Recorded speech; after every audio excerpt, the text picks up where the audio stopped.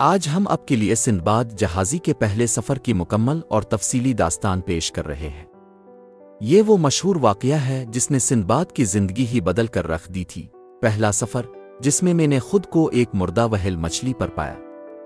Sinbad Baghdad کا رہنے والا ایک نوجوان تھا جو اپنے والد کے انتقال کے بعد بے حد دولت اور سامان کا وارث بنا، لیکن نوجوانی اور لاپرواہی میں اس نے تھوڑے ہی عرصے میں ساری دولت عیاشی اور آرام طلبی میں ضائع کر ڈالی۔ جب اس کے پاس کچھ نہ رہا تو اس نے فیصلہ کیا کہ وہ سمندر کے راستے تجارت کرے گا اور اپنی کھوئی ہوئی دولت دوبارہ حاصل کرے گا۔ سفر کا آغاز سندباد نے باقی بچی ہوئی تھوڑی سی رقم سے تجارت کا سامان خریدا اور بصرہ کے شہر پہنچا، جہاں سے وہ ایک تجارتی جہاز پر سوار ہوا۔ جہاز میں مختلف ملکوں کے تاجر اور مسافر تھے۔ ابتدا میں سفر خوشگوار رہا۔ جہاز ایک کے بعد دوسرے بندرگاہوں پر رکتا اور سندباد اپنا سامان بیچ کر منافع کما رہا تھا۔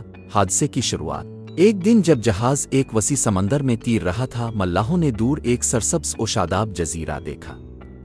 کپتان نے جہاز کو جزیرے کے قریب لنگر انداز کیا تاکہ مسافر تازہ پانی جمع کر سکیں اور آرام کر سکیں۔ سندباد بھی دوسرے مسافروں کے ساتھ جزیرے پر اترا۔ وہاں اس نے دیکھا کہ زمین نرم اور زرخیز تھی، جہاں پھلدار درخت اور میٹھے پانی کے چشمے تھے۔ سندباد نے کھانا کھایا اور درخت کے سائے میں لیٹ کر گہری نیند سو گیا۔ خوفناک حقیقت کا انکشاف جب سندباد نیند سے بیدار ہوا تو دیکھا کہ جہاز غائب تھا۔ وہ سمجھا کہ شاید جہاز چلا گیا ہے اور اسے بھول گیا ہے۔ وہ پریشانی سے جزیرے کے کنارے کی طرف بھاگا، لیکن اس نے جو دیکھا وہ اس کی زندگی کا سب سے بڑا حیرت انگیز واقعہ تھا۔ جزیرہ در حقیقت ایک زندہ وہیل مچھلی تھی۔ یہ وہیل مچھلی اتنی بڑی تھی کہ اس کی پیٹھ پر مٹی جم گئی تھی اور درخت اگ آئے تھے، جس سے یہ پورا کا پورا جزیرہ لگ رہا تھا۔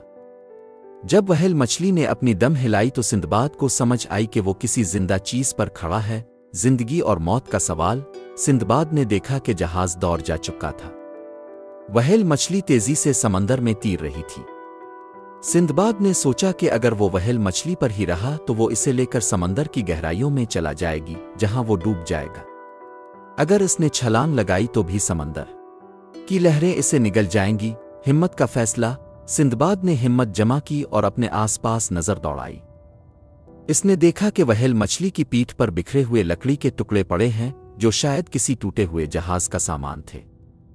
اس نے فوراً ایک مضبوط لکڑی کا تختہ اٹھایا اور اسے اپنے پیروں تلے باندھ لیا۔ فرار کی کوشش جب وہیل مچھلی کسی جہاز کے قریب سے گزری تو سندباد نے موقع دیکھ کر لکڑی کے تختے کو رسی سے بنائی ہوئی رسیاں استعمال کرتے ہوئے وہیل مچھلی سے الگ کیا اور پانی میں چھلانگ لگا دی۔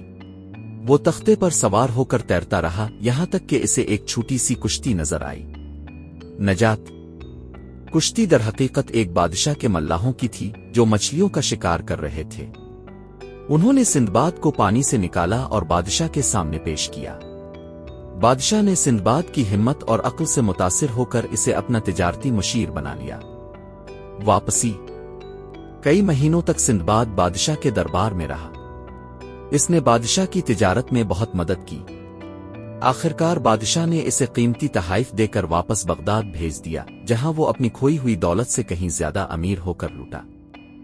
اخلاقی سبق سندباد کے اس پہلے سفر سے ہمیں یہ سبق ملتا ہے: ہمت ہارنا نہیں چاہیے، مشکلات سے گھبرا کر نہیں بلکہ حوصلے سے کام لینا چاہیے۔